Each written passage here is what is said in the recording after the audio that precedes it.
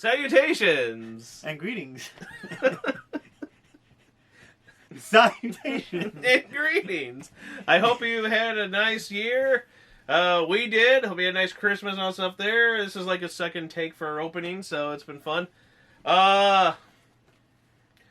Today, last year we did our favorite 10 top favorite board games, but this year, because the last year or so, we've been really getting into co-op board games.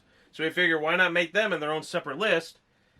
And normally it's one where it's like, he might have his ranking different, or certain ones might be on there for the top board games, so we might not all be in like I think last year we had like bumper cars on the list, but they were like one somewhere and one somewhere else, etc. And since we play Forbidden games, Bridge and all that. Since we play games a lot together, we figured for this list we're just gonna put our heads together and then just make like we one kind list. of did agreement on. If you check out our top 10 card games, we kind of made an agreement, just in the sense that we couldn't think of a ranking for it. But this one we have a ranking for these.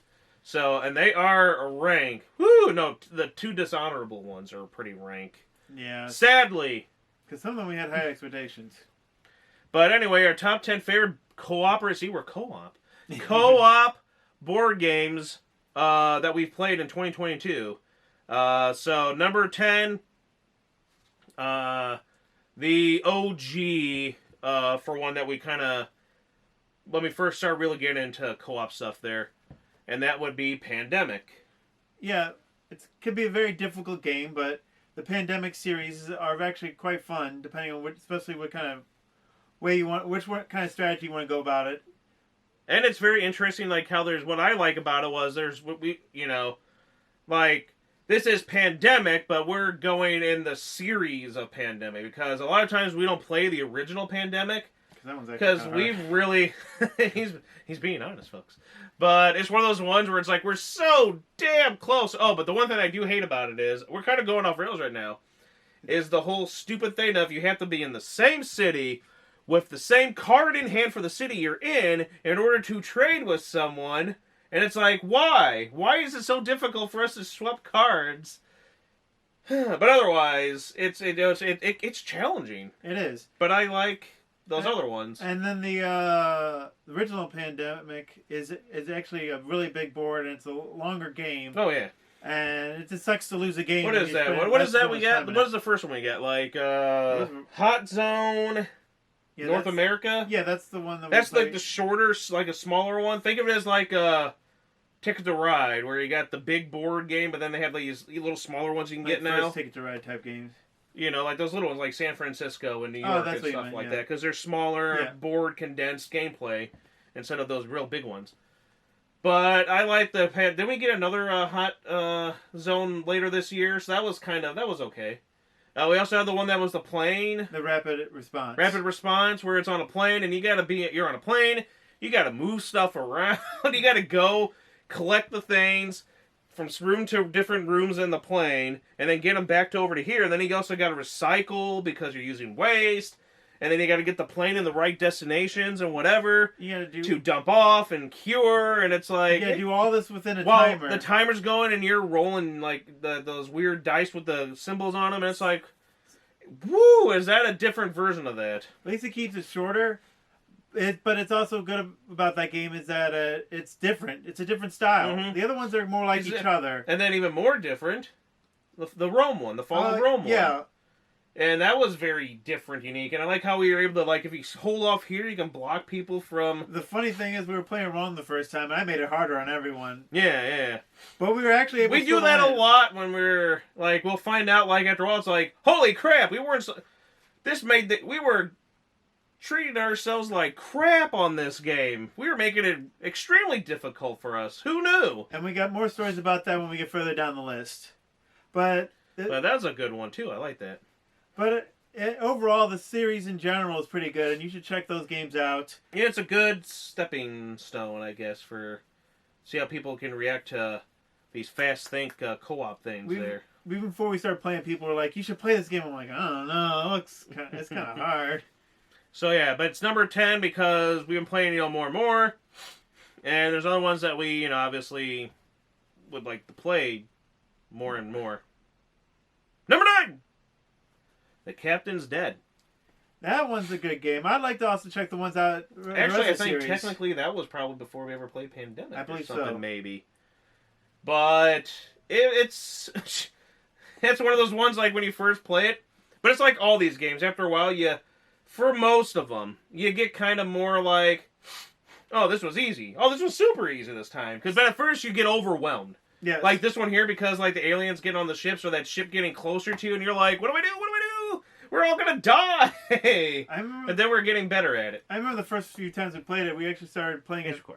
I remember the first few times we actually played it, we kept playing it over and over again, so we had to make it each time more difficult. Mm-hmm. Then we took a long pause, and the next time we played, it's like, oh my gosh, we're actually gonna lose this. Yeah, it's weird. Doors are locked, we can't teleport, this and that. It's like, oh my gosh. The ships are coming closer, and it's like. So I found the game actually very fun. Each character has their own ability. Mm-hmm. There's different characters. That's what a lot of these. That's what I like about these co-op games in general. Pandemic, the little characters let you. Like a lot of times, it'll be like this one will have 4 things to do. This one could have 5, but they don't get any special bonuses. Or this one will get like 3, but they get like super special bonuses. And it's like this, like all the games. I like that where it's. And then you randomly choose who your character is going to be to help you out through the game. So it changes it up every time again. Oh yeah. And why do we choose co-op games from the beginning? Because sometimes you just get very aggressive and angry and yell at each other. And I still get aggressive and angry at co-op games. There's one on here where there were times where I'm sitting there playing for everyone. But we'll get to that one once we get closer to it. But I do like how the captain is it, because he's really... Looking every time we go, there's like other expansions or other versions of it. Other versions. Like a couple or something, maybe 2 or 3. It's the reason why it's number 9 is because the game is so good you want to get the other versions. It's a shame they're like in a $30+ range, which makes it hard when you want to buy a bunch of cheap games. But I mean, it's a good game. You should definitely invest time and money into it, or find a friend who has it. Now moving on to number 8. Oh, I guess so. Oh. But yeah, good game. I like the art on there. It's a unique style too. Horrified. This was a big one we were really into last year. The Universal Monsters one was pretty fun. I love the Universal Monster series. Top notch. And then we went to the American Monsters where we had Bigfoot and the Chupacabra and Mothman. And then that weird devil skull guy, goat thing, which was creepy. Eating all our goats. And then the banshee chick or whatever, and some ways the Invisible Man. I feel like the second one's a little harder, but I actually like both versions. And just like the games we mentioned before, you just want to keep buying different versions of it, which is a shame because they only have 2 right now. But they're so good. What they need to do, listen to me. I declare, you go one of 2 ways. But I've seen people, but it's expensive. Because people make customs of it. And it's, so you did, Universal Monsters, American Monsters, slasher films. I know they're not monsters, but they did stuff because I've seen little customs of like Freddy, Pinhead, Jason, Chucky, Screamhead, Ghostface. Why not? The Scream 5 sucked. But, I think Leatherface and stuff like that. Go with the slasher monsters. That could be something. Or, we talk about yokai. We've had a lot of yokai games to play. Go with the Japanese monsters. There's a lot of cool yokai and creatures that you could probably do with that. Which could make a different setting and a nice tone for that as well. So I think there's at least 2 more things they can do with this. At least. And of course, there's other cultures that would have cool monsters too. I mean, I know they did the mummy, but they could do a whole thing about Egyptian gods. You could just do gods in general or something. But Horrified. And we've been playing more of the American one lately because, I don't know, because everyone likes Bigfoot. It's true. And it's a pain in the butt when you get to switch that. Sometimes that game can get on your nerves, though. And then he sucks when you're trying to rescue people. Yeah. Don't worry, we'll lead you here. Oh, well, they're dead. Time to bring up the... Closer to losing. Or it's like, no, the one guy took away all your brown ones. I'm like, no, but we need the brown ones to defeat him. You suck. So it's a fun game, but it's moved down just a little, I would say, only because of, again, some of the more new ones we played this year. And next up would be Marvel United X-Men, because we've just played the Marvel United X-Men one there. And that was fun. You got cute little chibi plastic figures, and you play little decks. You play whoever your character is. You got to the villains. We got an expansion. It's in the other room, plus the one over there. So they had some newer ones out because the new one had Rogue, and Rogue is the best. So, it's a fun little game. You're going against whatever villains you have, and you set up the cards, and you're going kind of around. But just like, and then you play them out, and they kind of just stay there, type of stuff. Just like Uno United. Yeah, Ultimate. Uno, just like Uno Adult Ultimate, you have each character. Uno Adult Ultimate. Ho! Raunchy game is Uno doing now. But anyway, Marvel United X-Men, yeah.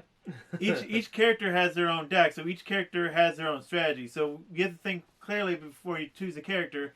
And what's also good about this game is you technically could play the villains. The villains could technically have their own decks too. And there's a lot of, like, that came out with the expansions. Like the other day when we picked up the Rogue one, because, again, Rogue is the best. You had, like, these another one. So there's, like, a shitload of ones. So you can play different. So there's at least a good amount of heroes and a good amount of villains to face, because there's also, like, over there is you got, like, Captain America, Iron Man, Red Skull. They had stuff with Venom. They had stuff with Spider-Man. I think Deadpool even has one I saw when we were there the other day. So there's endless possibilities, I would say. And what's so good is it's fun. These little figures are very well detailed. So you can either leave them unpainted or you can have a little fun painting. Have fun and paint them. But it was a very fun game. It was unique in how you work together to play the stuff out. And again, it had its difficulties where you're like, crap, you know what? Send them my way, send the bastard my way, and I'll take the hit so you guys can, stuff like that, where it makes you feel like you're that, like, all right, guys, send them my way, while you go off and rescue, and it's like, so it makes you feel like you are a team of heroes. And there is different difficulty. It's recording. And there's different difficulties for each box you buy. And sometimes even like the easiest one can just somehow screw you over right off the bat, and then you're just going to lose the game, feels like. Well, yes. Anyways. I was looking around, I'm like, we don't have that one here. We would be showing this, so that's why we show pictures sometimes. But next up, Sentinels. It was an interesting one, because we remember seeing like a box for an expansion of it, and then we always passed on it, and then we got into the game, and then we've been buying as many of the expansions we can get, and then we ended up getting that one. But it's a fun little game. It's superheroes again. It's different style, different art. And again, each superhero has their own deck. Yeah, so you have your own deck of what you can do, reuse, shuffle, play. And just like Marvel United, you have one common villain to go against. And then they have their big stats, and then they can get stuff where they could draw from their evil deck and play things that can screw you over. And it's pretty, because you have like your character, like remember... The one guy had somewhere it's like you equip this gun to him, and then you can equip this to him, and you can equip this to him, and then use it to do something. And then I remember mine was all a bunch of like discarding, and then for everything I did like that. But then the deck had that thing where it had that flow again, where you would be able to get what you need in order to, once it sits in sync, bye. Then it works out for all. And it was a really fun game that you'd want to play again and again. And what's good is the base box comes with a lot of decks, different plays and different scenarios. What's also good about the Sentinels series in general, you could buy an expansion of just the figures, and you can either play with that or the tactics game, which I actually bought twice and never played yet. But the game's actually really fun, and I think people should check it out. Hopefully one day we'll do a video on that, but, there's so many games to go through, you'll never know what's going to come out next. And speaking of never knowing, Castle Panic is number 5. Yes, we're in the top 5 now. Castle Panic, one we've been playing... I don't know. Even before Pandemic and the Captain's Dead. How did this happen? I think that was... Yeah, that was like probably the first... co-op game we played, and that's not the third time we said that. And oh god, that one's amazing because you got the little, looks like a little bloop bloop little scanner type thing. There's everything's in that ring, and then they're cut off in like pie slices, and you have your castle built around there that you're trying to defend, and you have your cards you play, so you remember what to play, how many you can play, what you can do. You can pass stuff, whatever, but you're all working in there. You have archers, swordsmen. Some of those you have the brick and mortar to build the walls, you have set traps, but there's all these things where every turn you draw from the thing of like goblins. You have to go through the whole thing. So it sucks. You have to like you throw in a bowl, shake it up, and then you're like you have to go till the last one's played, and it's like sometimes they just like swarm you, and it's like, oh my gosh, it's like this is ridiculous. We used up all our cards already. But for the most part, we never really did that bad. But I remember a couple of games ago, where they were knocking down like we never had it where they were knocking down that many walls. Where we had like one wall standing. We're like, how did this happen?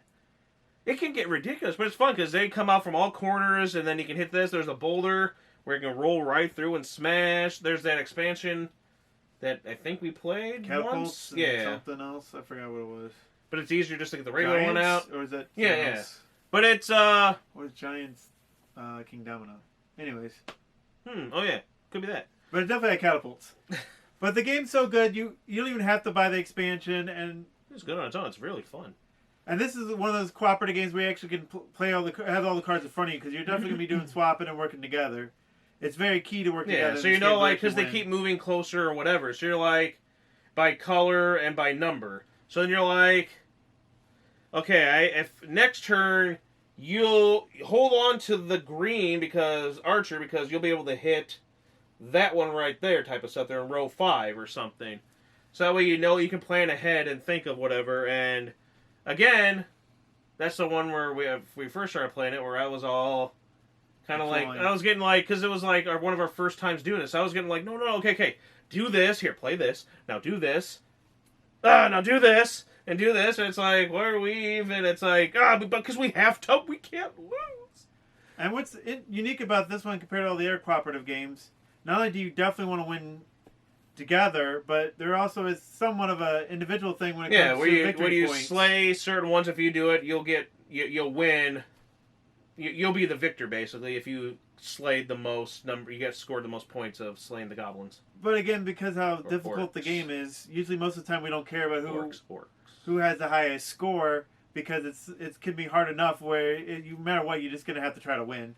So usually we don't throw a big fit or anything about who has the highest score. It's just a good game overall. In fact, what's so good about it, it's so good that I got a Munchkin version of it. Oh yeah, which I'm looking forward to checking out. We need to do that. And then I also try to buy some other games like Orcs, but that's not cooperative. That's not co-op. So obviously we can't talk about that. I was happy I lucked out and won that one on our first try. But it's a good game, and there's a reason why there's other versions of games like it. Isn't there like a kids one too? Like My First Castle Panic or something like that? I think so, but I've never played it. But it's like a simple kids version of it. But I don't know. If we're so addicted to it, who knows? Number 4 is crazy because it came out early this year, and we were playing it like over and over and over again. Like when my uncle visited, we were especially playing it because it was one of those things where we're playing until we win. Damn it! We spent 2 days trying to win it. It can be a challenging game, but check our review. We won't go too much into it. Disney Mickey and the Beanstalk. Holy crap! We got the collector's edition, by the way, so ours are painted. We didn't have to and what was fun, what sold me on this was, one, I love the fun and fancy-free storyline of Mickey and the Beanstalk. It's a great animation. It's this 3D board that you play on, and you actually have the Beanstalk that you take the pieces and they actually swivel down and they slide down it. But in theory, it's a super easy game. Like, it is very easy, and yet it's very not hard. Like, it shouldn't be this hard, but check out a review for it. This one, it was like this. These next 4 are basically like, these are really they could all be interchangeable, because this one here, we had a blast. Like, everybody that played it, like, really enjoyed it. And I can see us playing this a lot for years to come. Mickey and the Beanstalk, Funko Games, Disney. Number 3. We don't have it on us right now, but we did a video on it. Another hit. Did better than our Abandon All Artichokes, though. Not by much, which is a shame, because I feel like it's a shame. It's a great game. Yokai. Just Yokai. From Game Right. It's a memory, kind of a match game. But you have these 4 colors. You have the Rakubi, the long-necked Japanese girl, like a fox spirit, the Kappa, and then I think like whatever that ogre one was. And what you have to do is You take all the kinds that there are of them. I think there's like, what, 4 of each? Yes. You have to shuffle them, mix them around, and then place them in this grid. And then 4x4. And what I love about it, and that's why these next 3 all kind of have that same, like, kind of that same way of playing co-op, which is very interesting, because we're playing together, but we can't, like, you don't have your cards out, you can't tell someone something. You have to hint. So it's like a match game, memory game, where you want to try to pick up, oh, these match. But instead of collecting them, you have to make sure all of the law neck ladies are grouped next to each other in some way. They can be by a grid, a 4, a line, a little Tetris little shape, something, a T, whatever. They have to be an L. They have to be connected. And then the same goes for the fox spirit and the kappa and everything. They all have to be connected to each other. And then they all still have to be connected. Like, they can't be like, well, I group these 4 over here and these 4 over here. They all have to be still touching each other.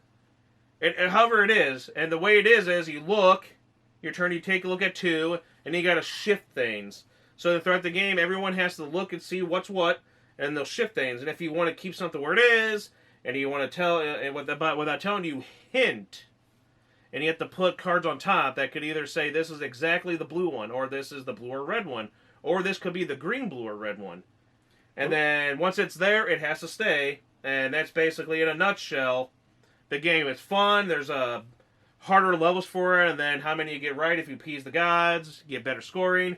Everyone enjoyed it, and it was fun. I know you want to say stuff, but again, we did review on it. You can go check out more for that for this. But again, I like that part of the co-op where it's co-op, but we don't talk.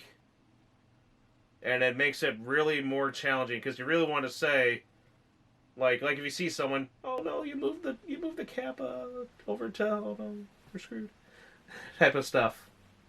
Yes, kind of like this conversation. We can't always talk exactly to each other what's going to be said next. But that's what's so great about Yokai. Wouldn't you agree? Like, yes. I like that. And again, that's the theme of them all. Because number 2, go check out the video if you want a more in-depth. But it's a fun game. Number 2, which, could have been another toss-up between 1 and 2.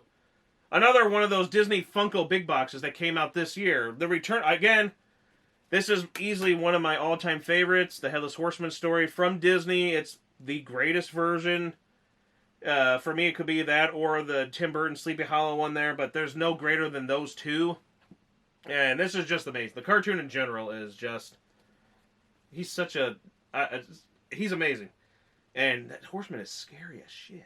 The sculpt on both of these are very well done. Oh yeah, again, go check out our video for more in-depth. But this is such a great game. I love the spinning thing with the tree.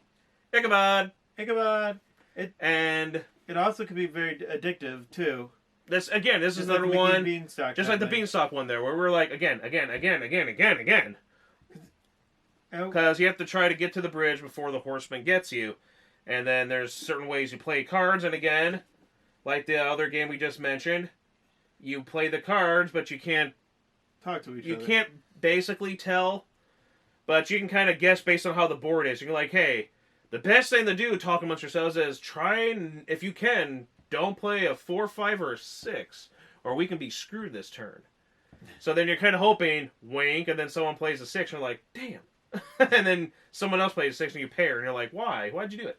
But it's one of those things where it's co-op again, but we can't really, in a sense, tell each other too much, so that makes it more challenging. We would go more into depth, but we have a video on it, so you should definitely check it out. But the art's great on the card. But I will say this, in the box. Just like the pandemic game, we made a mistake early on and made it made it more difficult for us. We do that a lot.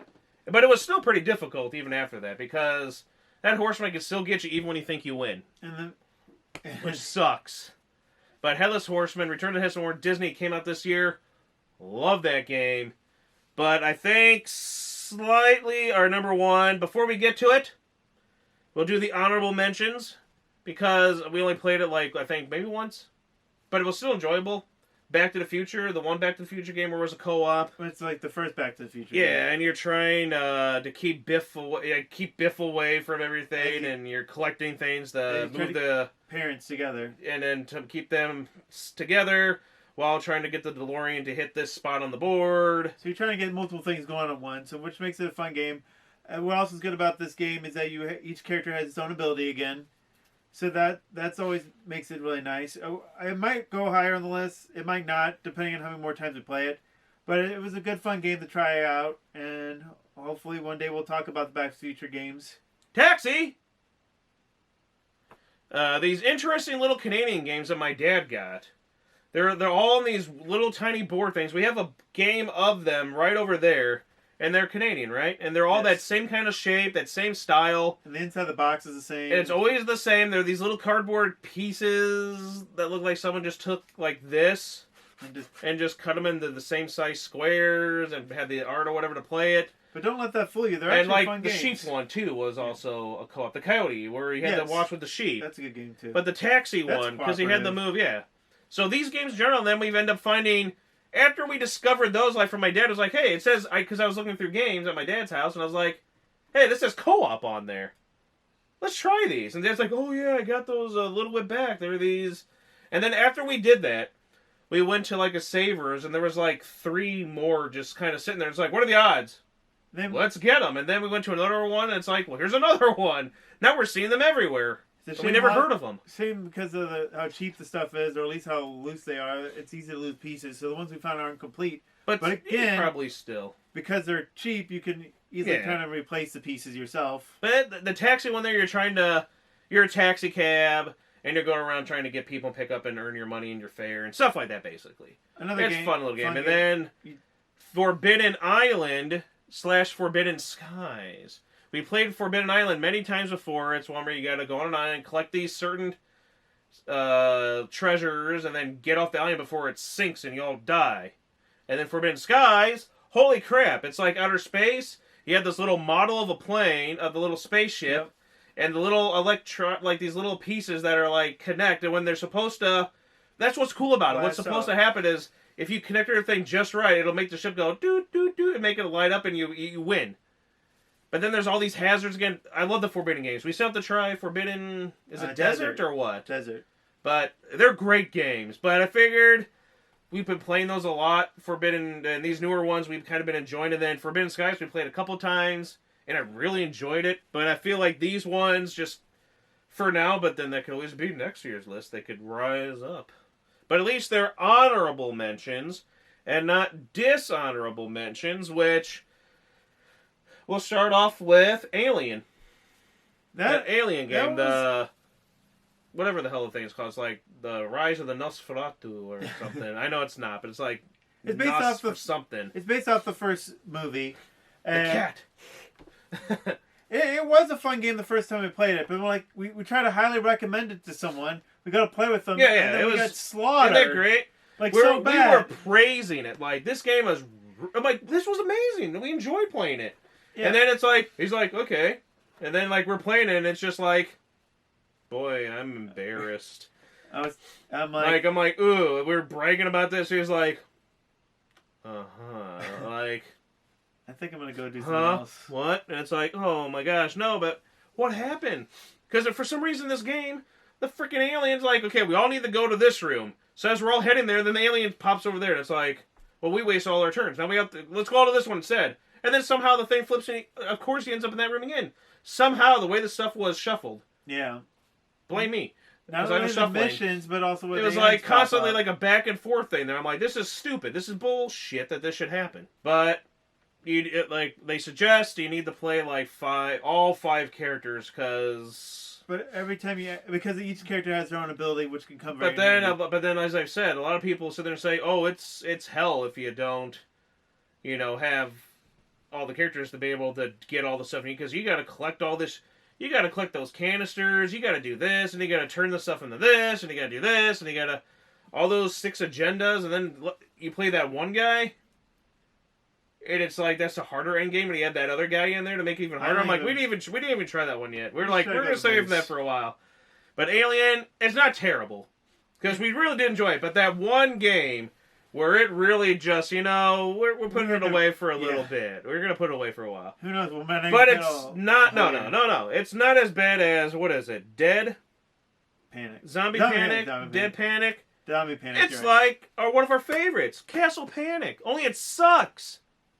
Because in a way, you got a cabin in the woods, ooh, and then you got zombies. So I'm like, it's very Evil Dead. You got like a character, the sexy cop lady that's like badass and kick your ass. So it's like watching like a horror movie where she's like, I'll save it because I'm all sexy. And then you got the teenagers that are the horny, stupid teenagers. So I'm just waiting.